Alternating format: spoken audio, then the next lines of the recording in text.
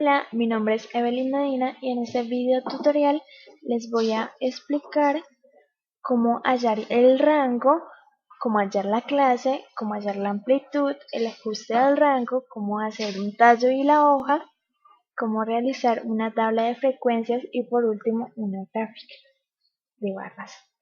En esta tabla de datos que podemos observar es la que nos va a resolver las incógnitas dadas anteriormente. Esta tabla consta de 150 datos.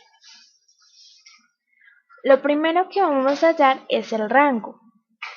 El rango es la diferencia entre los valores extremos de un conjunto de datos, es decir, el dato máximo y el dato mínimo. En este caso, el dato máximo sería 42.0 y el dato mínimo sería el 6.0. Para que el número no nos dé en decimales, lo vamos a trabajar solamente con el 42 y el 6. La fórmula para hallar el rango es el dato máximo menos el dato mínimo, o sea, sería 42 menos 6 igual 36. Por lo tanto, el rango es 46. Ahorita vamos a proceder a hallar el intervalo de clase. El intervalo de clase es un grupo que presenta una característica en común cuantificable del conjunto de datos. Se simboliza con la letra M minúscula y su fórmula es 1 más 3.322 logaritmo de n, donde n es el tamaño de la muestra. En este caso, el tamaño de la muestra sería 150 y el logaritmo de 150 es 2.7, entonces sería 1 más 3.3 por 2.17 igual sería 8.16. En este caso tendríamos que aproximarlo al número que le sigue. Sería el 9, ya que no se puede trabajar en decimales. Seguimos. El ancho o la amplitud para casi todos los intervalos por lo general es el mismo. Entonces su fórmula es rango dividido o sobre la clase. Entonces sería 36 dividido o sobre 9. Esto daría un resultado a 4. Por lo tanto, el ancho o la amplitud es 4. El ajuste de rango se realiza cuando hay aproximaciones en el rango. Su fórmula es ancho o amplitud por la clase. Sería 9 por 4 igual 36.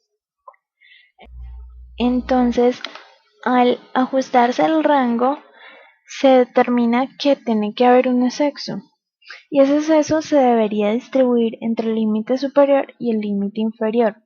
Su fórmula es rango menos ajuste de rango dividido 2. Entonces sería 36 menos 36 dividido 2, esto da igual a 0. Así que no se presentó un exceso en este ejercicio. Bueno, ahorita continuamos con el tallo y la hoja. Bueno, el tallo y la hoja es una técnica que resume de manera simultánea los datos en forma numérica y presenta ilustraciones gráficas de la distribución. Basados en la tabla de datos, podemos ver que aquí quedó de forma más ordenada los 150 datos. Entonces, a ver, en el tallo van los números, por decirlo así, enteros, y en la hoja van los números que lo hacen decimal.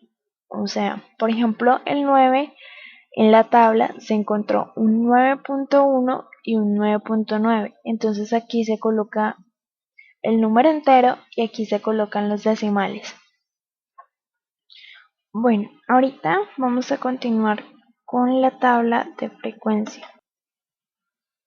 Aquí tenemos la tabla de frecuencia. Bueno, estos son los intervalos de clase. Esta es la frecuencia absoluta, esta es la frecuencia relativa, esta es la frecuencia absoluta acumulada, frecuencia relativa acumulada y límites reales. El límite real se halla con la sumatoria de estos dos intervalos dividido en 2. La frecuencia absoluta se halla por el número de datos que haya entre 6 y 10, entonces ese será el número.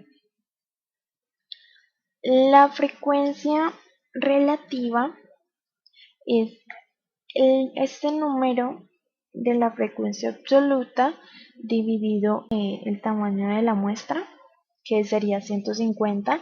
Entonces 3 dividido 150 sería 0.020.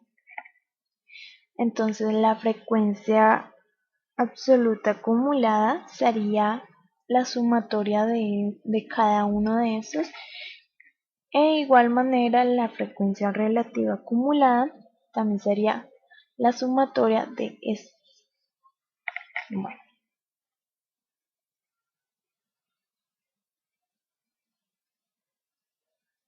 El gráfico de barras, en la parte inferior van los límites reales y en la parte superior es un intervalo de 10, va de 10 en 10, pues creo que sería la mejor manera de realizarlo para que quede muy bien.